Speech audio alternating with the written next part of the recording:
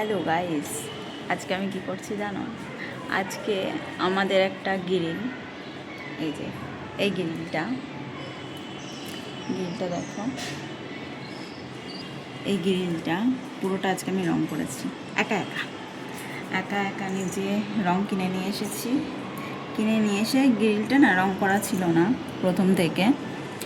হ্যাঁ, প্রথম থেকে রং করা ছিল না, তো মিস্ত্রি দিয়ে রং করাতে বলেছিল। আমি বসছি, একটুখানি দেখো আমি রং করছি। তো আজকে আমি মিস্ত্রি 200 টাকা নেব এই একটা ছাতার গ্রিল রং করতে।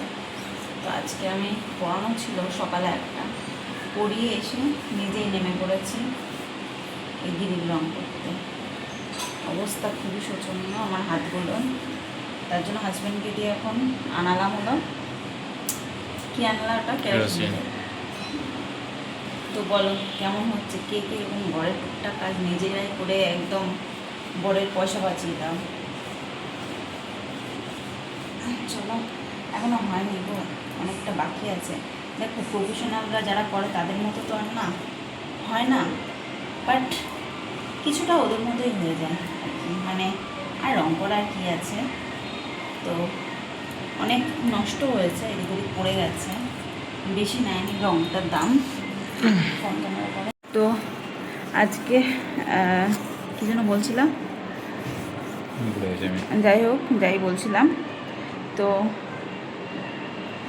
আজকে পরিয়ে এসে এই রঙগুলো আমি করে নিলাম। দেখো কী অবস্থা, আমার হাতের নেল পেইন্ট হয়ে গেছে, আমার আংটি পেইন্ট হয়ে গেছে। এটাই করে 90 টাকা নিয়েছে রঙটা। কেমন হচ্ছে চলো রঙটা করে ফিনিশিং দেখায়। 1-1.5 ঘন্টা হয়ে গেছে, চলো করে নিই, তারপর তোমার সাথে দেখাচ্ছি কেমন হলো শেষমেশ। ওকে, তো গাইজ আমার রঙ করা কমপ্লিট, আর রঙও শেষ হয়ে গেছে। চলো আমার হাতটা দেখো, এই হাতটা এখন আমার ধুতে হবে। নেল পলিশের কালারটা হেভি লাগছে।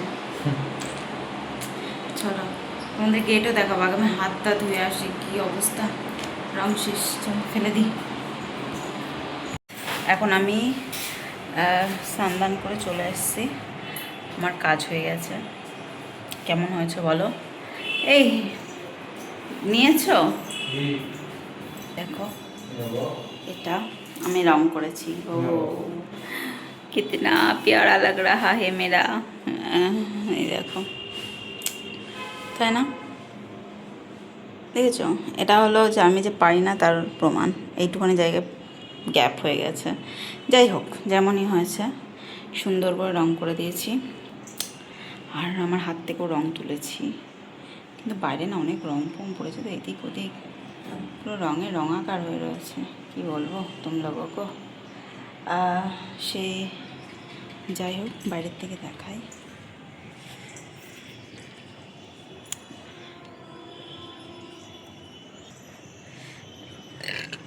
देखो कितना प्यारा लग रहा है। আর দেখো কি হাল হয়েছে।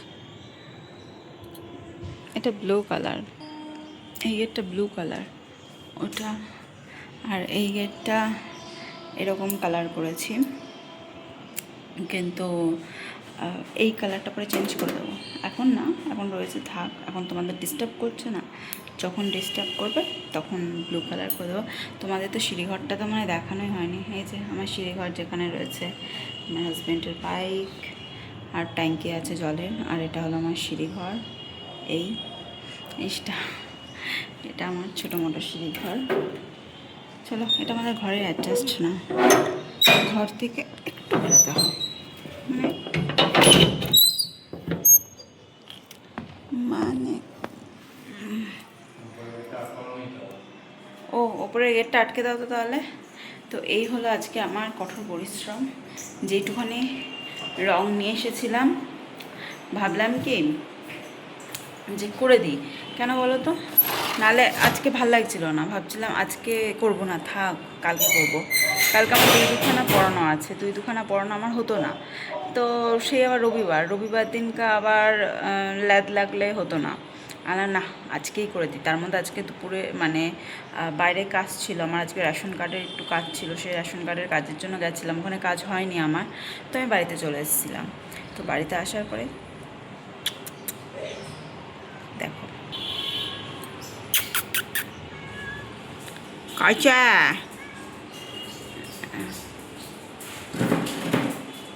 আর দেখ এখানে দেখতে চলে এসেছে মাম্মি কাকে ডাকছে, কেন ডাকছে, কি বৃত্তান্তে ডাকছে, কেনই বা ডাকবে, এই কারণে ওরা চলে এসছে। আর এদিকে চালির অবস্থা দেখো, কি হয়েছে,